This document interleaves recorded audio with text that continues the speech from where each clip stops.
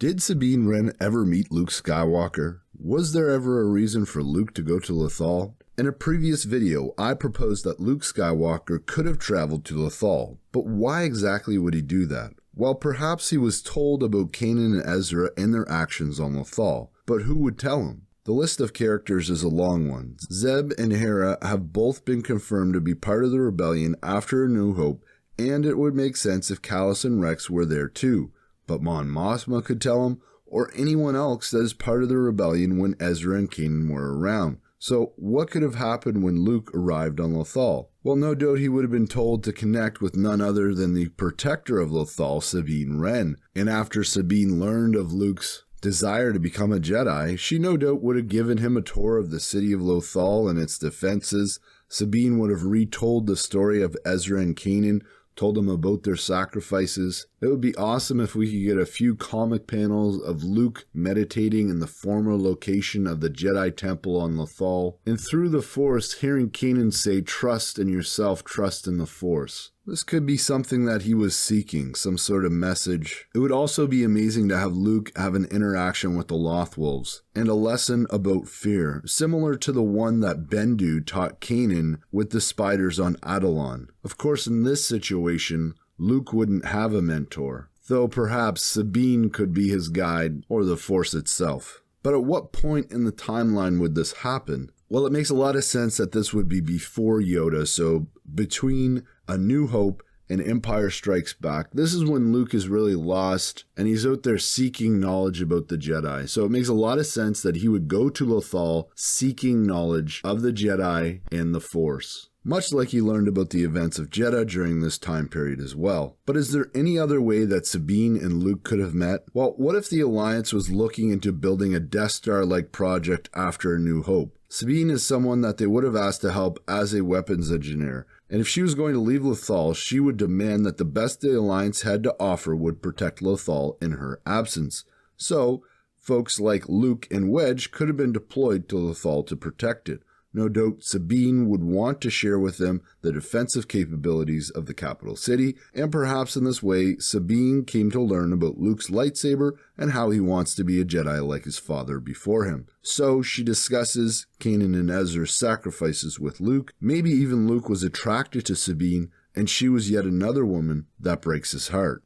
Does Sabine actually know that Ezra is still alive? During the family reunion and farewell epilogue, Sabine says Ezra's out there somewhere, and it's time to bring him home. Does Sabine know that Ezra is alive, or is she just hopeful? Well, Sabine's dialogue from the epilogue could really go either way. Remember that we were told by Dave Filoni during Rebels Recon that Ezra and Thrawn survived the hyperspace jump with the Purrgil, but he did not tell us anything about what happened to them after that hyperspace jump. There is no guarantee that Ezra is still alive about 6 years later. A lot could happen in 6 years, but we all have hope that he is alive, and so does Sabine, even though she hasn't been told by anyone that he survived that hyperspace jump. And Sabine may have, as we theorize, fallen in love with Ezra during the ending of Season 4, and she may just be refusing to give up hope that he is alive because of those feelings. Or maybe Sabine does know that Ezra is alive. But how could that be? Well, just look at Ahsoka during the epilogue. The way she dresses has changed, and I believe that is supposed to show us that Ahsoka has gone through serious transition during this time as well. She literally looks a lot like Gandalf the White from The Lord of the Rings, and so should be far more powerful at this point. She may have been able to contact Ezra through the Force with the help of Morai, her spirit animal friend. Maybe using Ezra's lightsaber, she was able to create a brief connection to him through the Force, just enough to confirm that he is in fact living. She might have also traveled to Mortis, where she was able to see visions of Ezra, not only that he was alive, but get an idea of where in the universe he actually is. We know that visions like this are commonplace thanks to the Mortis arc of the Clone Wars. Or there is always the possibility that Ahsoka found a way into the world between worlds and was able to catch a glimpse of Ezra in the future. But why wouldn't she just pull him out at that point in time and rescue him? Well, Ahsoka seemed to have a great respect for the world between worlds and understand the implication of messing with time. So I don't think she would interfere with Ezra in the future. She would just trust the Force and know that at some point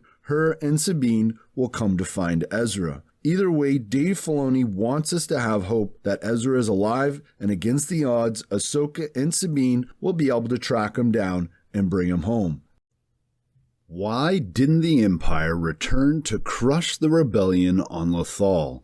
In a previous video, I mentioned that my biggest problem with the ending of Star Wars Rebels Season 4 was that the Empire didn't return to Lothal at all. And you, the community, responded by leaving amazing theories in the comments as to exactly why the Empire didn't return to Lothal. Commenter Rebel Spec Ops suggests that the Empire didn't come back because the rebellion was becoming more powerful, and that meant a threat to the Empire. So they had to focus on them rather than keep wasting even more resources on Lothal. And I can see what you're saying here, Rebel Spec Ops, but it wouldn't take that much effort to send a few Star Destroyers to destroy even the capital city on Lothal. But Clayton Thomas supports Rebel Spec Ops by saying that if I was the Emperor, I would want to have revenge against the rebellion and have a lot more on my mind than taking control of the planet Lothal again. And Thomas Sumner gives additional support for the idea, saying the Empire didn't return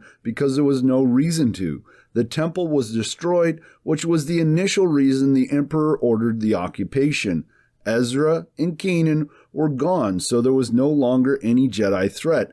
And adding my own thoughts here, I believe the fuel depot and factories would have been so badly damaged, so as Thomas also mentioned, the Empire just didn't have Lothal as its priority anymore. So alright, these are pretty good reasons why the Empire didn't simply return to occupy Lothal, but why didn't they return to destroy it? Well, Phantom of the Interwebs has a great answer to the question, suggesting that Sabine is a weapons designer.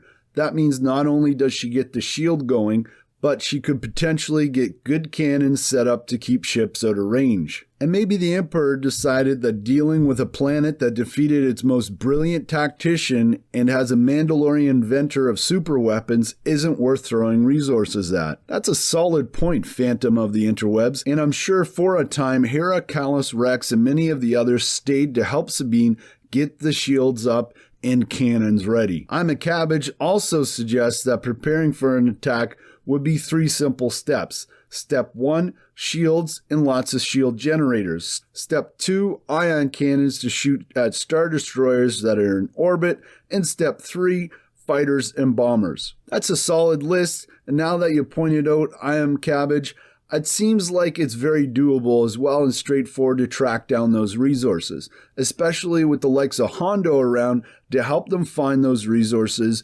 But my big question is, how did they fund all that? A shield generator is one thing, but ion cannons and fighter bombers are going to be serious costs. While I Am a Cabbage also added in his comment that in the Thrawn novel, Price was in the process of turning Lothal into the manufacturing heart of the Outer Rim, as it has loads of resources, etc. So in his opinion, the Lothal we see at the end of Rebels is just an eco-friendly, non-corrupt, turn the planet to ash version of that. And Transient Voltage goes on to make a similar suggestion, stating in the comments, I think it was only the fuel depot that was destroyed and most of the factories were still intact, just not operational. Once online again, rebuilding would have been easier. As for the issue of supplying the rebellion, they had Hondo, Vizago, and also probably used the same methods relied on to ship the Alliance fighters and other needed stuff from other sources. While not mentioned anywhere that I've seen, I think Lothal probably played a vital role in the rebellion by helping with manufacturing equipment and supplies, and also in keeping an eye on the Empire's actions in nearby systems. With at least Hera in the Alliance itself, Lothal and the Alliance would have had a good liaison for communication and representation. And may the Force be with you.